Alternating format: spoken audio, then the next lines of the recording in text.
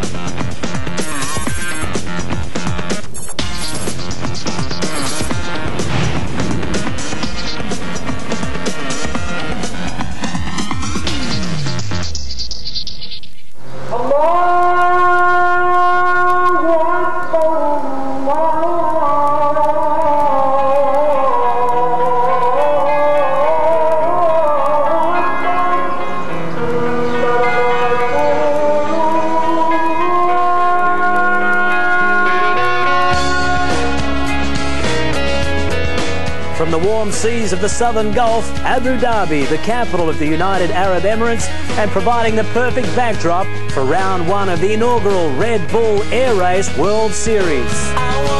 Yeah, it is without any question the biggest aviation event you can imagine. Your description of Red Bull air racing, it's the best 2 minutes in air racing there is what I've been saying. And certainly with all these aerobatic and racing aircraft, they're so manoeuvrable, and you have that third dimension. It's total freedom. You know, man has dreamed of flying for years, and these are the best flying things you can get hold of. It's a fantastic airplane.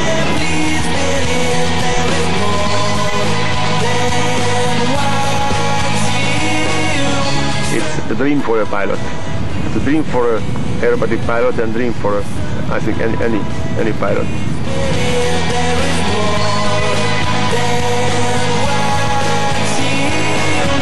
Basically, my passion about the race and my passion about the sport is just flying. I just simply love flying. If you love flying, doing aerobatics is just the top. I love flying because it's playing with the nature, and it's also the challenge.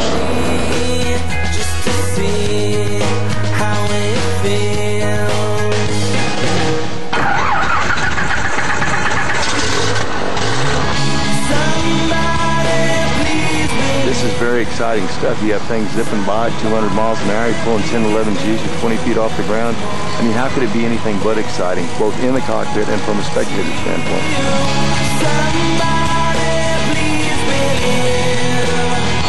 We're doing this all at 30 feet, and you will only take an aeroplane to the limit of its turning if you're at altitude. If you'd have asked me 2 years ago how much or what radius of turn you need to turn an aerobatic aeroplane in, I would never have guessed you could do it in this space.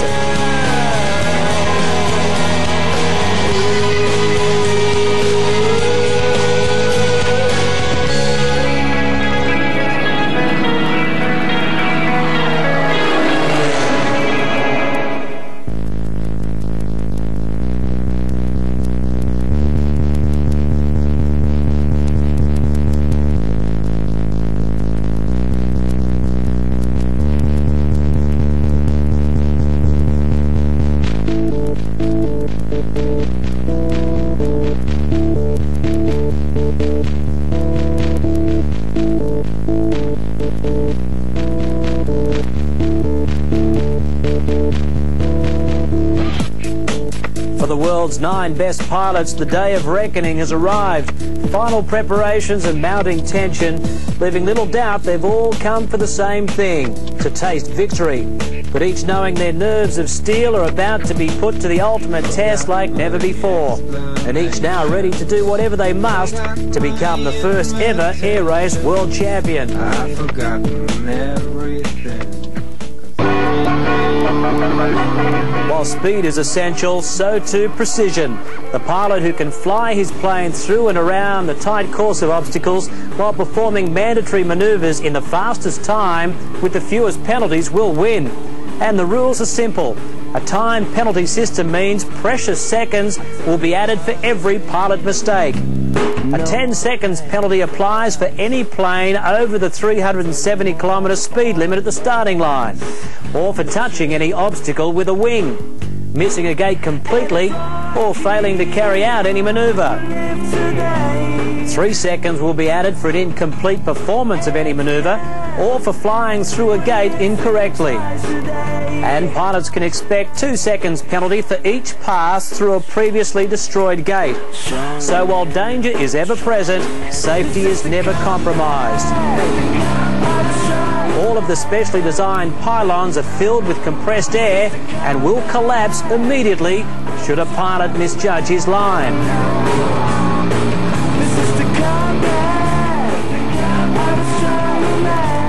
It is a very technical and tight course, so I think about 3 things. I don't think speed alone is going to win this out here. You must get through clean without any penalty. That's probably the biggest thing. The second thing is you have to ration when you deplete your energy, when you let your speed slow down. So the person that's able to get through clean, manage his speed, will probably be the winner on the podium. It may not be the fastest time through the course.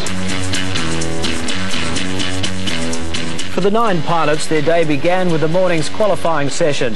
The time's all important in deciding the starting lineup for the cutthroat final.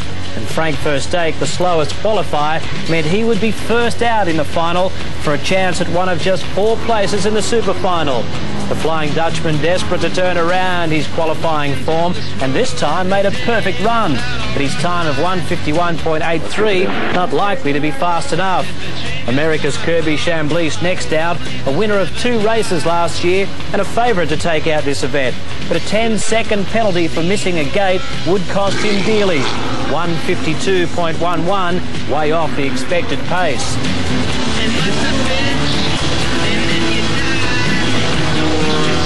For Spain's Alex McLean, the door now wide open. All he needed was a fast, clean run, and at the split he was 6 seconds ahead. But an incorrect passing of a gate meant an extra 3 seconds. His time of 1:51.09 fair, but still not earth-shattering.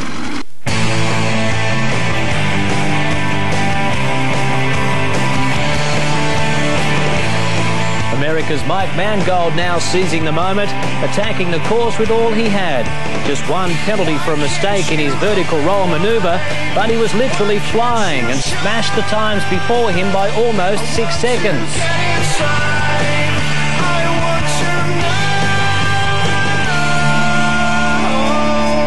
Now for Steve Jones of Great Britain, it was just a matter of keeping his nerve.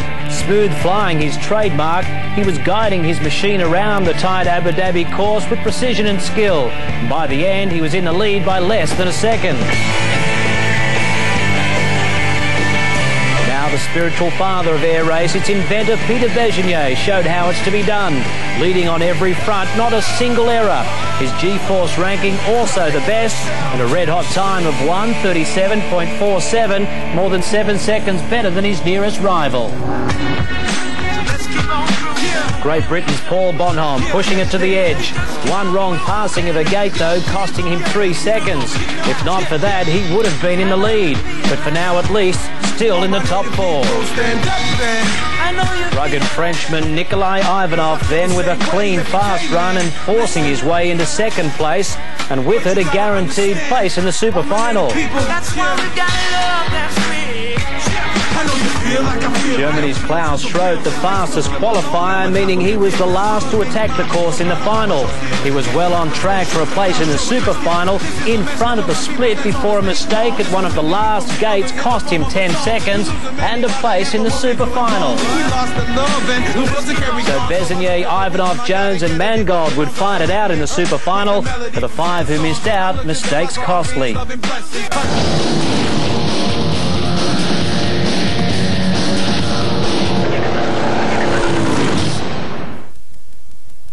And we're coming to you from spectacular Abu Dhabi in the United Arab Emirates. Over 200,000 people lining the corniche to see history in the making. Weather conditions near perfect for this event. Hot 36 degrees for the pilots though in the cockpit. Some light winds from the northwest. There are just 4 pilots standing for the super final. First out will be America's Mike Mangold. we're out here on the limits of our physical abilities to pull G's, you know, without graying out or blacking out. We're on the limits of the aircraft. So we're making split-second decisions, not just on where to go, but how hard do I pull, how much power, you know, what's my capability, what's my airplane. There's a lot of things that are being processed in the minute and a half that we're flying through the course. Make no mistake, plenty of danger. We're in the cockpit now with Mike Mangold as he gets set to cross the start-finish line in his Edge 540T to begin his first and only assault in the Super Final, and he's underway. A tight radius turn round into Gate 1. Through there in level flight. Does it nicely. Now has to set himself up for Gate 2. We'll be looking for a left knife edge. This is the manoeuvre through this gate. Let's see how he goes. Mangold lining it up. Around to the left he goes, does it pretty well. So Mangold pulling up into the first aerobatic manoeuvre, the 360-degree vertical roll. Not quite sure if he got it completely around there. The judges will certainly give us an indication shortly if there is to be a time penalty. And there is, +3 seconds, so not a great start for Mangold. Certainly the pressure on now as he goes into Gate 3. He's into the half Cuban 8. He'll have to complete this before going into Gate 4. Let's see how he does this one. And he flattens it out nicely, so no problem with that manoeuvre would appear. The judges give it the okay. So Mangold on track for a nice circuit here. Tight radius. Let's see what G's he gets up to around this 3.2, so not too bad. That won't slow him up. He's got a nice run happening. Couple of knife edge turns into Gates 5 and 6 as he comes round the quadro. Pressure really on. Time all important. Manoeuvres through the quadro. Knife edge. He's got to swing it back around and pull off another knife edge now. This is not easy to do. 1.1953 at the split. That's a good time. Only 4 more gates to go. 7, 8, 9 and 10. This is the most trickiest and dangerous part of the course. He's got to get the plane back to level and then get it through those final 4 gates. See him turn. Now he gets it back straight again. Snaps it level. Looking to come through the gate okay. What do the judges say? No problem so far, 1:45.5, so a good time, but you'd expect the winning time to be in the 1:30s, so he's happy with that. The thumbs up from Mangold, but will it be enough? Steve Jones from Great Britain, next pilot up. It's a new aeroplane to me, so I haven't raced it before, so I'm still finding out it's the best way of getting it to go fast.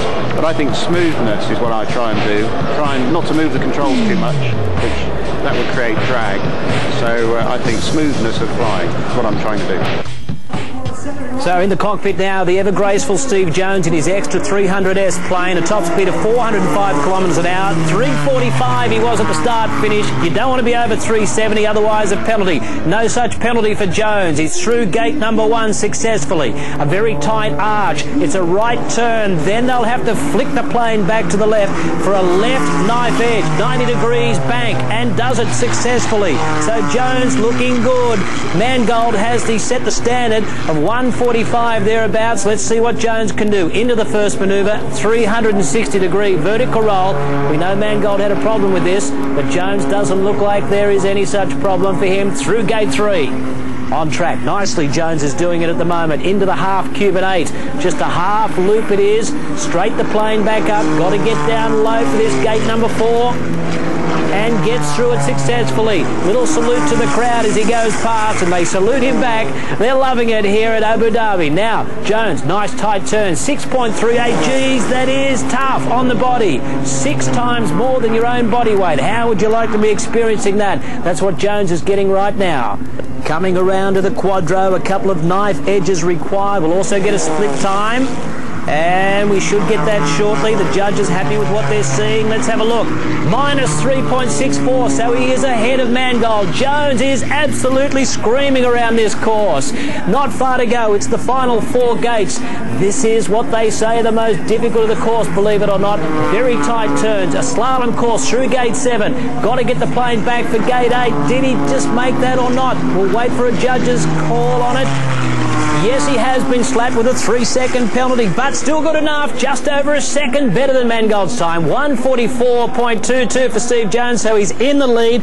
One slight error at the end. Wings banked a little bit through that final gate, but good enough. Peter Besnier, next pilot up. You have to fly on the edge, because if you make a long turn, you lose time. If you make too sharp, you can miss the gate. So we have to find the best ideal radius and speed. So you have to fly precisely, hardly, fast.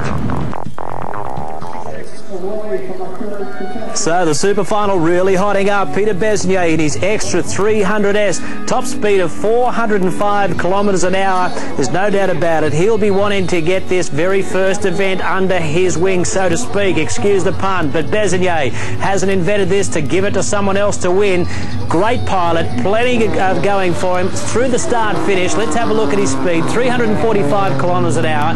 It is under the 370 limit. That's the main thing. Through gate 1, Besnier on track, doing nicely, concentrating, pulling the face, getting the plane around the course nicely, then into the left knife edge. Really well done from Besnier. Straight up into the first manoeuvre, the 360-degree vertical roll, and really doing it with ease, looking comfortable out there. Fair bit of pressure on these pilots.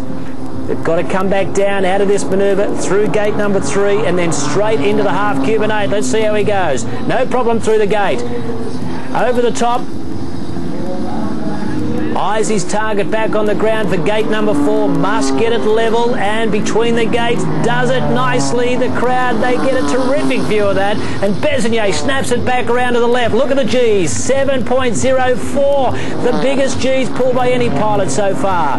Well, he is on track. No problem so far. The judges haven't found an error. Besnier, can he complete the final with a perfect run in this super final? We go through the quadro. Jones has got the time at the split of 1:15.89, nearly 4 seconds quicker. 1:11.91. Besnier, unstoppable. The spiritual father of this event. Besnier coming around for the final 4 gates. Just needs to nail these without a penalty and surely will take the lead. Does that one well. Through the next one, no problem. Lines it up again, no worries, any penalties. Let's have a look. The final gate, Besnier, nearly 8 seconds. 7.55, 1:36.67. Yes, Peter Besnier well into the lead. That time surely almost impossible to beat. He's got to be content with his effort. Only the Frenchman Nikolai Ivanov to come. Very different between the classic aerobatic competition. I like it.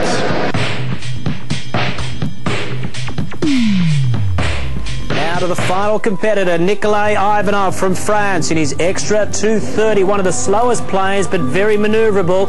It should get him around this course. 400 kilometres an hour, the top speed. Once again, 370 kilometres an hour is the speed limit at the start finish. He dives for the starting line. Ivanov, his run is underway. What speed will he pass it? 360.08, so pushing it to the edge, looking for every bit of advantage he can get. Ivanov through the first gate into that hard banking right turn. This is where it gets real difficult in that right bank, and then all of a sudden for the next gate got to snap it back to the left. There he goes, does it with ease. He is looking good, Ivanov. Straight up into the first manoeuvre, the vertical 360-degree roll. Over the top he goes. That's optional. They don't have to go over the top like that. He chooses to though on this occasion. And down through gate number 3 before straight into the next manoeuvre, the half Cuban 8. Comes over the top. Ivanov looking good.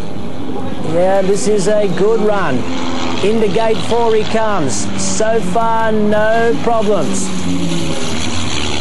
Swinging it around into this tight turn where all the pilots have experienced 6 and 7 Gs, just 4.33 Gs for Ivanov. So that is good from a speed point of view. Keeps the airspeed up, which is all important to get around this very tight and technical course.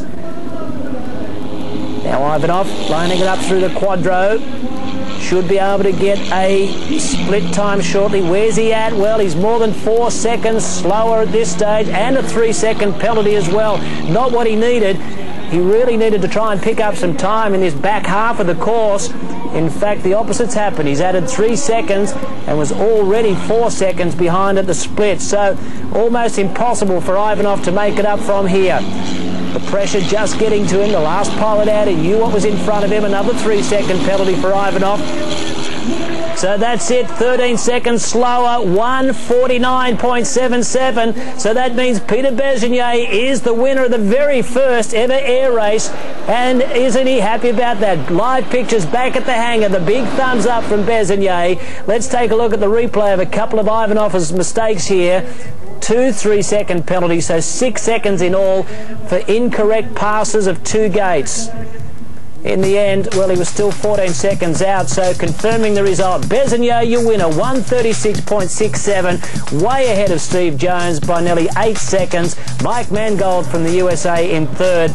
Our 3 podium getters, there they are, coming back in the helicopter. A warm, appreciative crowd on a very hot day here in Abu Dhabi. Well, here's one very happy Hungarian, Peter Bergenier. This was the race, this was the series that he invented. He came up with his concept, was looking for something to put a bit more excitement into the sport, and hasn't he done that? On the edge, this was great stuff, and confirming the series standings now. Bergenier with the full 6 points after round 1. Steve Jones with 5, Mangold with 4, right down to Paul Bonhomme with just the point, and Chambers first take, and Alex McLean from Spain yet to score any points. So to the podium, there they go. Peter Bergenier getting a nice warm welcome from his fellow competitors, Mangold and Jones.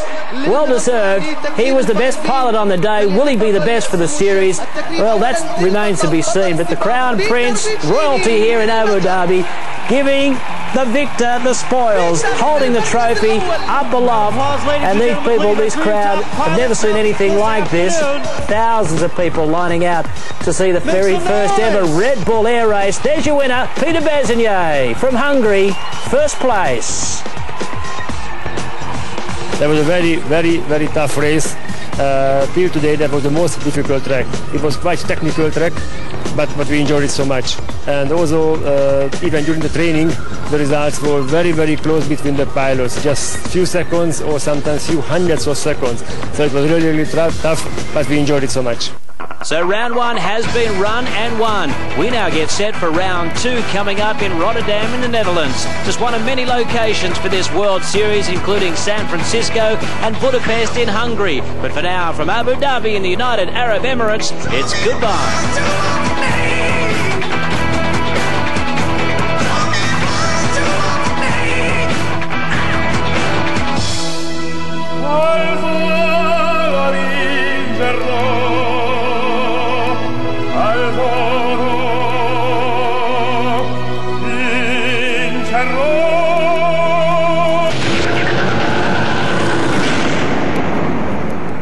As round 2 kicked off, it was McLean first away again, but he struggled to master the course. 3 penalties ruled him out of contention.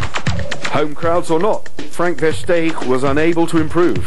Had he not incurred a 10-second speeding penalty, he'd have fared much better. Flying for France, Nicolas Ivanov was clean with no penalties and went first, some 20 seconds inside the best so far. Paul Bonhomme was next. Somewhat disappointed with round 1, the Briton had the bit between his teeth as he attacked Ivanov's time. Fellow Briton Steve Jones was superb. With a controlled and immaculate display, he showed his class and moved first to throw the gauntlet down.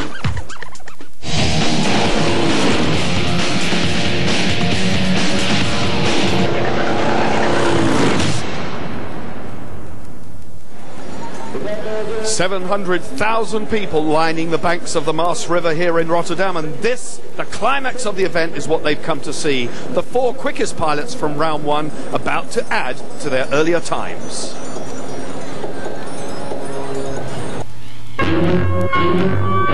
I'm flying through it in my mind.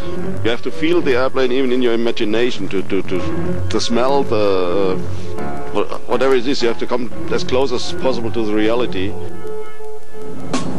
Dropping from a maximum ceiling of 1,500 feet, attacking the bridge then. The first man in round 1 to go under the 1:40 barrier, and he goes under the bridge at 3:41.42. Horizontal through gate 1, left knife edge through 2. Klaus Schroeter there, Versteeg just watching the proceedings. He knows full well that this man is an absolute ace. Into that double roll, down the other side, pulling it over. That is the perspective from inside the cockpit.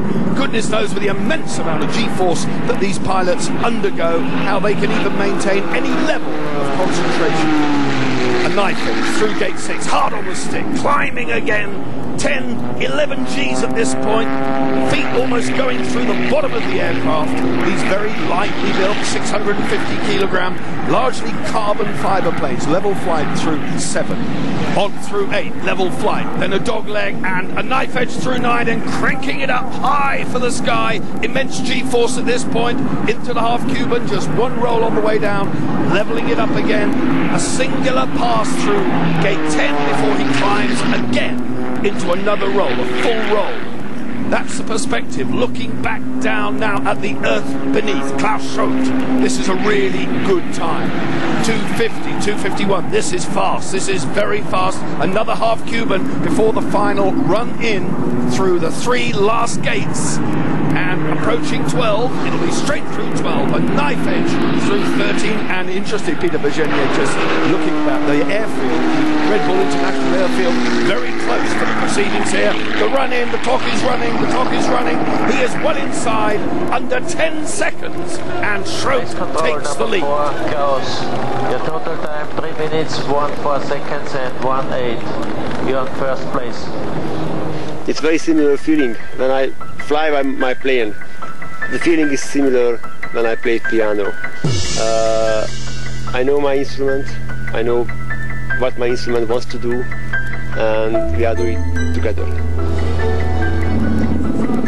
2 times world aerobatic champion, former test pilot Peter Bergenier, 136.97 his first round time, 3rd quickest. He came here leader of the series, and he's really got it to do. But his hallmark, his trademark, is neat, tidy, precise flying. Just look at the responsive attitude of that aircraft as he pulls it up into the sky and up over after the first 4 gates.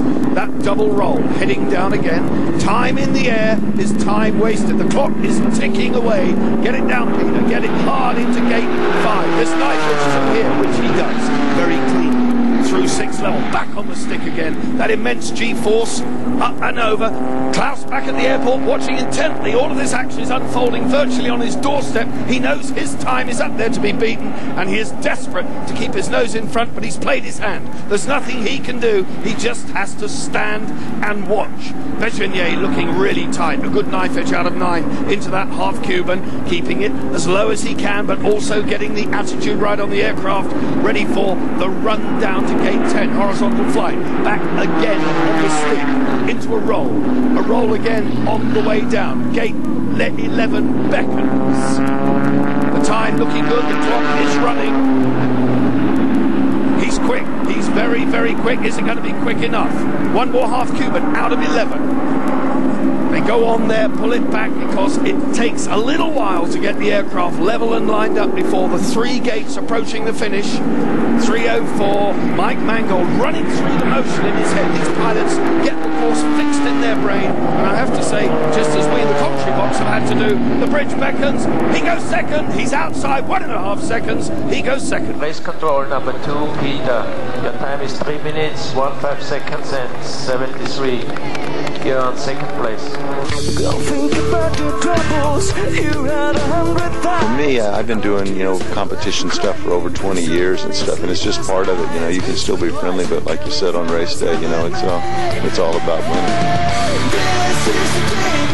Well, with 2 very fast Americans to go at this moment in time, Peter Bergenier is on the rostrum, but any one of these 2 guys could knock him off. Nobody knows that better than him.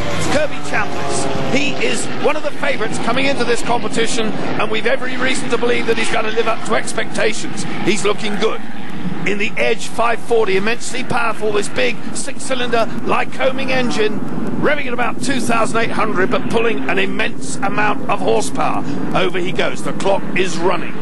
Chambliss then, swooping down towards this knife edge at gate 5. There it is, that's pretty keen through. There's the split, 209. Let's see how he fit. Oh, he's inside, 2.26 into the half Cuban. He is underneath Schroth's time and looking unbelievably good. This is fantastic.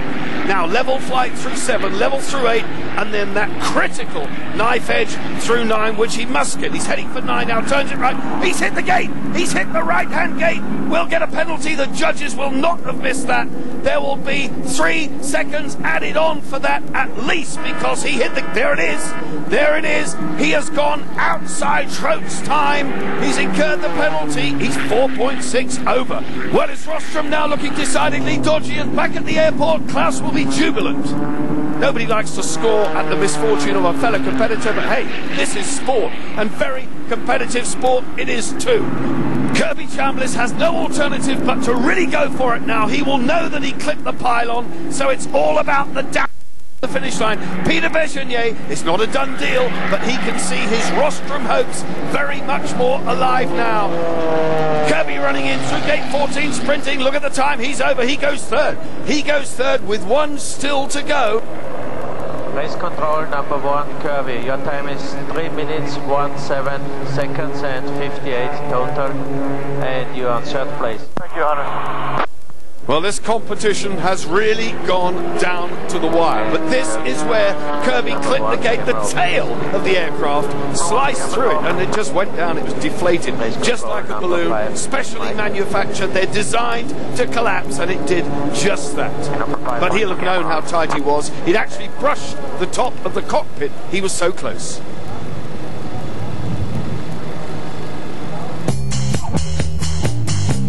This is all feel in these airplanes. When we're flying fighters and other aircraft, we have angle of attack indicators with aural warnings and lights that come off. There's none of that stuff in here. You have to feel it. With 2,500 hours in F4 Phantoms, this competition holds no fear for Mike Mangold. Speed is almost academic. Accuracy is something is second nature to the man, and we've already seen that throughout qualifying, throughout round 1. His precision is second to none. That's why he's the last man in round 2, because he heads the table. Is he going to maintain that lead? He's up in the sky, swooping down towards the knife edge of gate 5. The clock running. There you can see the time to beat ahead of him. Through 6.5 seconds. Underneath it, Mangold. He's looking very, very good here, but he has to keep it tidy. Penalties mean seconds added on. He does not want to lose any time. He's looking oh so steady. This is a fast time. Knife edge through 9. Half Cuban. Back on the stick. Immense G-force again. Eyes being pressed back in the sockets in his head. He's regained his composure. Swooping down. Level flight, 7, nearly 8 seconds underneath. This is a blisteringly quick run for Mangold. If he pulls this off, he will become the winner of round 2 of the Red Bull Air Race World Series here in Rotterdam, and it's looking oh so good. Just gates 12, 13 and 14, and then the run under the bridge. The pilots expressed concern about the bridge. The gap is just 12 meters, and they have to get it absolutely spot on. 2 gates to go. This is a right flick for the knife edge. 1 to go. Level flight. Just look at that time. Amazingly quick. 340 to beat. He is well underneath. 8.4 seconds. Mangold lifts the spoils here in Rotterdam. Terrific performance. Mike Mangold, the winner. Your time is 3 minutes, 05 and 78. First place. Congratulations. Well, congratulations indeed, but Klaus Schroeter is second on the rostrum, and the first to congratulate him, Frank Versteeg, the local man. What a brilliant performance for the Berliner. Second place here.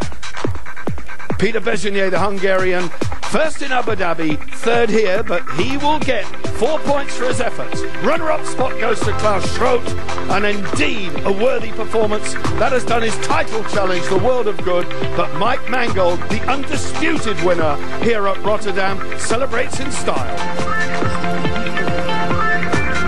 3 national flags being waved, truly an international competition as the top 3 on the rostrum make their way down the Maas River to the presentation itself.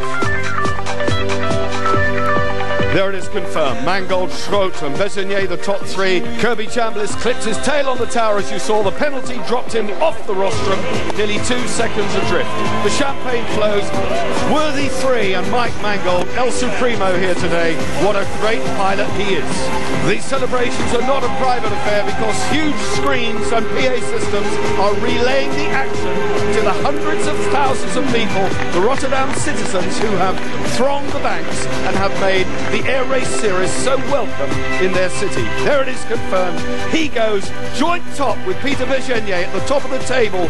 Klaus Schroth and Jones joint second. You know, to be on the podium is special to me, and also I try and give a little self-expression after each run with a little trick or something up in the air, you know, where people can see and appreciate our flying, in addition to the racing.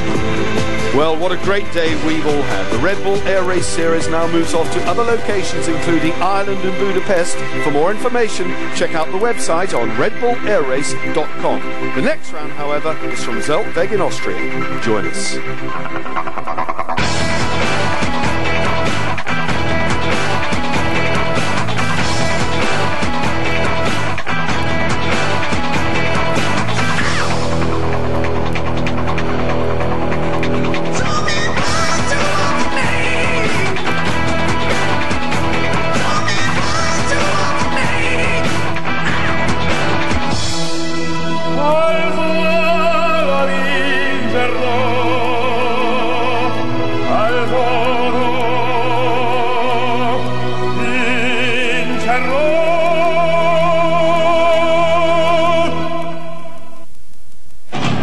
Warning. Building a hot rod exposes you to the following health risks. Abrasive materials. That ain't gonna work. It's ugly. Explosive substances.